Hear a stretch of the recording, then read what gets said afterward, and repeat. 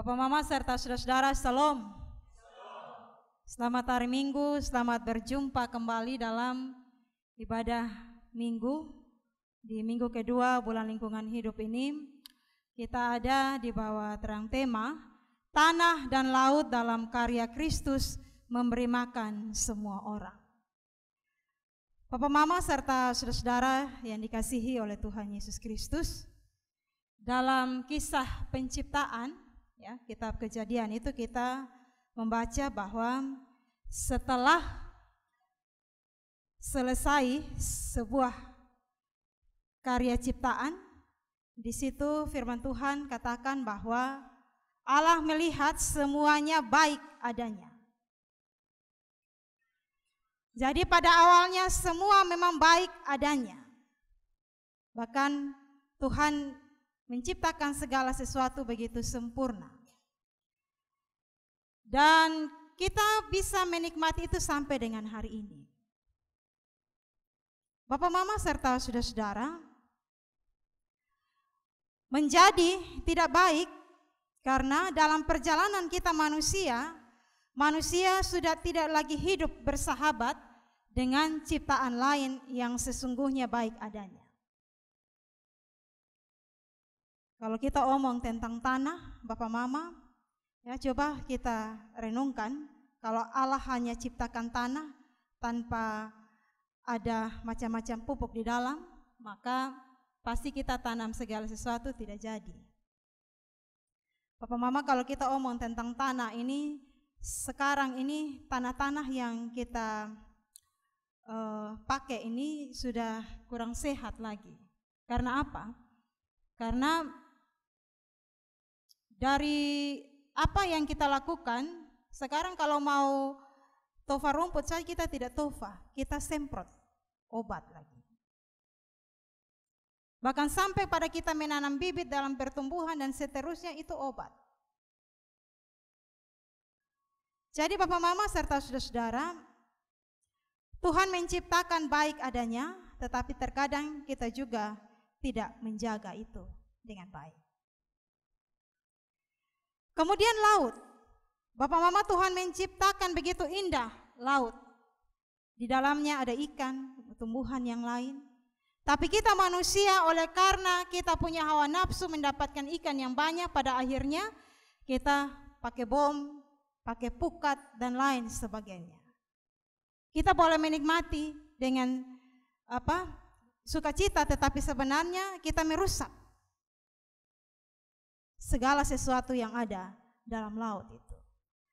Karena itu Bapak Mama serta saudara-saudara, oleh karena kepuasan nafsu kita, keserakahan kita, maka kita tidak saja kita bukan lagi memberi diri untuk menjaga melestarikan alam yang sudah Tuhan ciptakan baik adanya, tetapi dalam perjalanan waktu yang Tuhan beri bagi kita, justru kita merusaknya demi kepentingan kita. Nah, Bapak Mama serta saudara-saudara yang dikasihi oleh Tuhan Yesus, melalui bacaan kita pada saat ini, Tuhan Yesus memberi makan 5.000 orang, dan melalui bacaan kita juga kita lihat bahwa itu tidak dihitung laki-laki, perempuan, tidak termasuk perempuan dan anak-anak. Cerita ini dimulai saat Yesus dan murid-muridnya baru saja melakukan pelayanan. Tubuh mereka itu butuh istirahat, ya. Mereka mau melepaskan lelah, tetapi banyak orang tahu. Karena itu Bapak Mama, mereka mengikuti jalan darat dan justru mereka sampai lebih awal sebelum Yesus dan murid-muridnya tiba menggunakan perahu. Karena keinginan yang besar untuk berjumpa dengan Tuhan. Dari awalnya Tuhan Yesus dan murid-murid punya niat untuk beristirahat sejenak, tapi berubah menjadi mengajar orang-orang pada saat itu. Dan Markus katakan, lalu tergeraklah hati Yesus oleh belas kasihan. Di sini kita belajar dari poin ini bagaimana tentang komitmen yang Tuhan Yesus tunjukkan, sekalipun dia lemah, dia lelah, tetapi dia tetap menunjukkan kesetiaannya untuk melayani. Di situ dijelaskan juga kepada kita bahwa karena hari sudah mulai malam dan tempat ini jauh dari perkampungan. Sedangkan ribuan orang harus makan. Ini masalah. Ini masalah bagi murid-murid dan Tuhan Yesus pada waktu itu. Apa yang harus mereka makan? Kan tidak mungkin mereka membeli makanan. Jauh, tempatnya jauh dan mereka juga membutuhkan uang. Tapi soalnya lain ialah siapa yang bisa menyiapkan sebanyak itu untuk 5.000 orang? Apa jawaban Yesus? Yesus tegaskan Bapak Mama bahwa kamu harus memberi mereka makan. Nah, Bapak Mama serta saudara-saudara, di titik inilah Tuhan Yesus dia menunjukkan mujizatnya.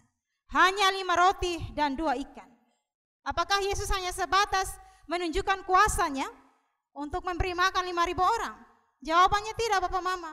Bukan soal kuasa tadi, tapi soal hati yang mau melayani. Soal mereka yang benar-benar haus akan kebenaran Yesus yang Yesus ajarkan.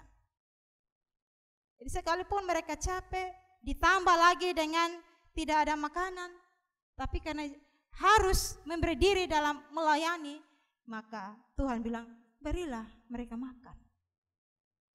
Bapak Mama serta saudara-saudara yang dikasihi oleh Tuhan Yesus Kristus, dalam kaitan dengan kita punya tema di bulan lingkungan hidup yang kedua ini, ada beberapa poin yang perlu kita renungkan. Yang pertama Bapak Mama, mujizat itu diawali dengan penuh ungkapan syukur. Jadi hanya 5 roti dan 2 ikan, tapi itu disyukuri. Saya tidak membayangkan kalau 5 roti dan 2 ikan kasih makan 5.000 orang. Pasti kotong bilang, cukup di mana? Ya.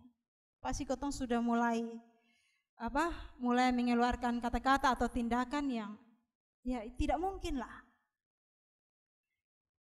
Tapi yang terjadi Bapak Mama, Yesus menengadah ke langit dan dia mengucapkan berkat. Lalu memecahkan dan membagi-bagikan kepada orang banyak. Apa yang dikisahkan tadi, ya, semua orang justru makan sampai kenyang. Bahkan dia pun sisa 12 bakul. Jadi poin utama yang perlu kita renungkan yang pertama itu ucapan syukur. Dalam hidup ini Bapak Mama, kalau kita menikmati segala sesuatu walaupun sedikit jumlahnya, tapi kalau kita menikmati dengan rasa syukur, maka itu akan terasa cukup.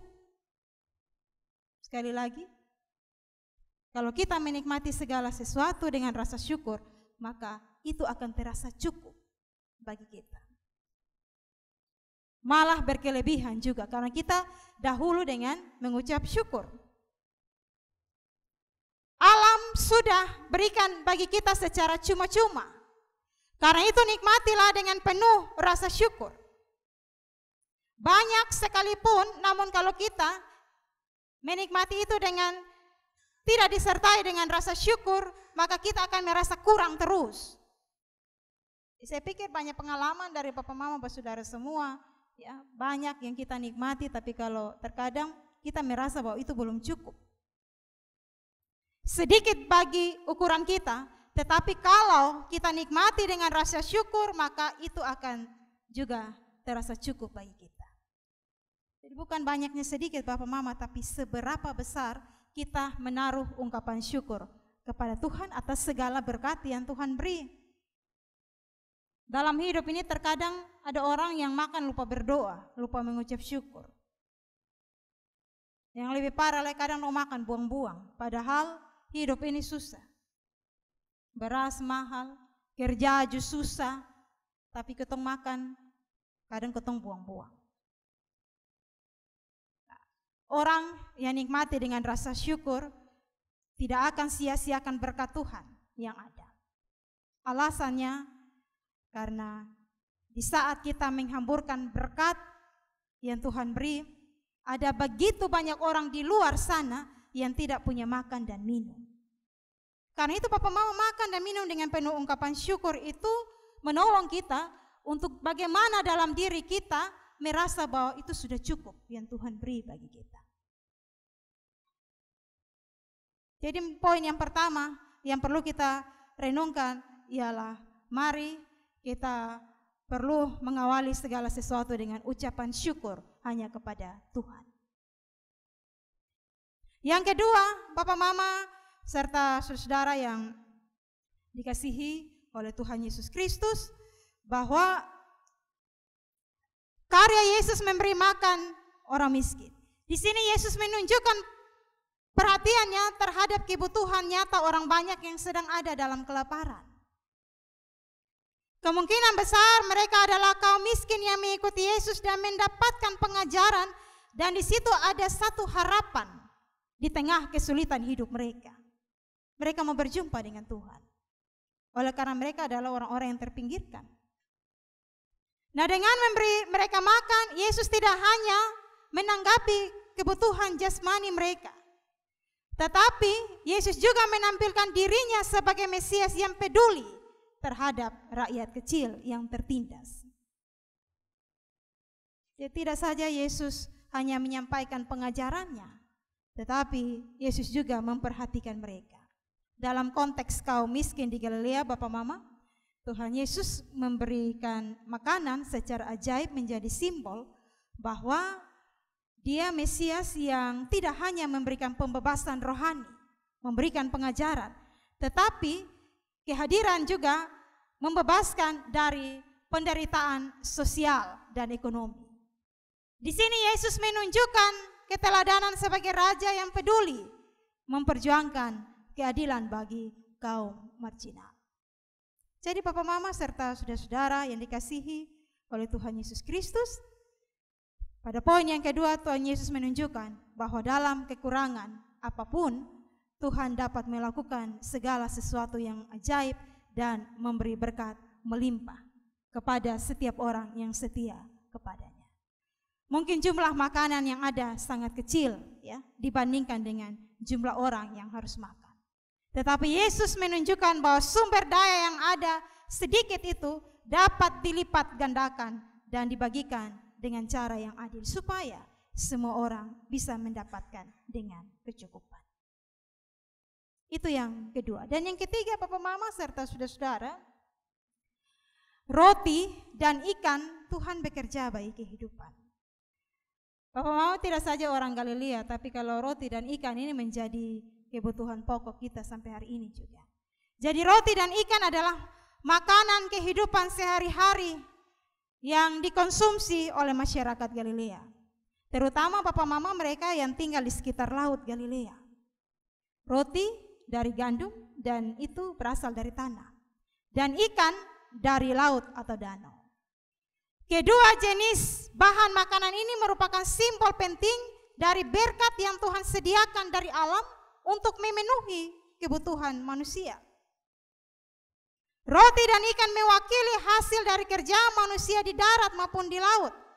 Dan kemudian Tuhan memakai itu untuk membawa berkat bagi orang lain yang ada bersama-sama dengan Dia. Jadi Bapak Mama serta saudara-saudara, Tuhan Yesus Dia memberi makan orang banyak menggunakan roti dan ikan, mencerminkan bahwa ada hubungan antara manusia dengan alam, manusia dalam kehidupan sehari-hari. Dan ternyata manusia itu sangat bergantung pada tanah dan laut untuk mendapatkan kebutuhan pokok. Kesadaran ini memberi pandangan bahwa tanah dan laut dipelihara Tuhan sebagai sumber daya bagi kita. Jadi yang menjadi tugas dan tanggung jawab kita ialah mari kita memelihara, kita menjaga apa yang sudah Tuhan ciptakan baik adanya. Jangan hanya karena kepentingan kita, maka kita juga melakukan hal-hal yang tidak berkenan kepada Tuhan, melakukan hal-hal yang bertentangan dengan apa yang menjadi kehendak Tuhan. Nah, Bapak Mama serta saudara-saudara yang dikasihi oleh Tuhan Yesus Kristus, seperti kesadaran para murid bahwa sumber daya bumi seperti roti dan ikan tersedia dalam jumlah yang terbatas, maka penggunaannya juga harus dipertimbangkan untuk kepentingan semua orang, terutama yang rentan dan terpinggirkan. hasil dari tanah dan laut harus dikelola dan dibagi merata sehingga setiap orang termasuk masyarakat miskin yang bergantung pada tanah dan laut mendapatkan makanan yang layak terhadap sumber daya alam yang ada. Jadi Bapak Mama serta saudara-saudara, ya kalau kita melayani sesama dengan sedikit berkat yang kita miliki dengan tulus, itu jauh lebih baik. Daripada Bapak Mama kita bermimpi melayani dalam jumlah yang besar, tapi tidak tahu jadi. Karena itu Tuhan memanggil kita, saya maupun Bapak Mama, mari kita menjadi pelayan alam. Bagaimana kita menjaga, bagaimana kita merawat alam ini supaya bisa menghasilkan makanan dan kehidupan bagi semua orang. Manusia bukanlah penguasa mutlak atas alam ini, melainkan kita manusia bagian dari komunitas ciptaan Tuhan yang lebih luas. Manusia punya tugas dan tanggung jawab moral untuk melindungi, melestarikan alam. Ya, tidak hanya untuk kepentingan diri sendiri, tapi juga untuk makhluk hidup lainnya, bahkan seluruh ekosistem yang ada. Sekarang kita rakus ya Bapak Mama, kita mulai mengeruk sumber daya alam yang ada, mengambil keuntungan sebesar-besarnya, mengakibatkan kerusakan alam. Dan ini terjadi sampai dengan hari ini. Akibatnya Bapak Mama, dari perbuatan kita, laut dan tanah dihambat untuk berpartisipasi dalam karya Tuhan. Orang-orang yang kecil yang sangat bergantung pada alam mulai menderita.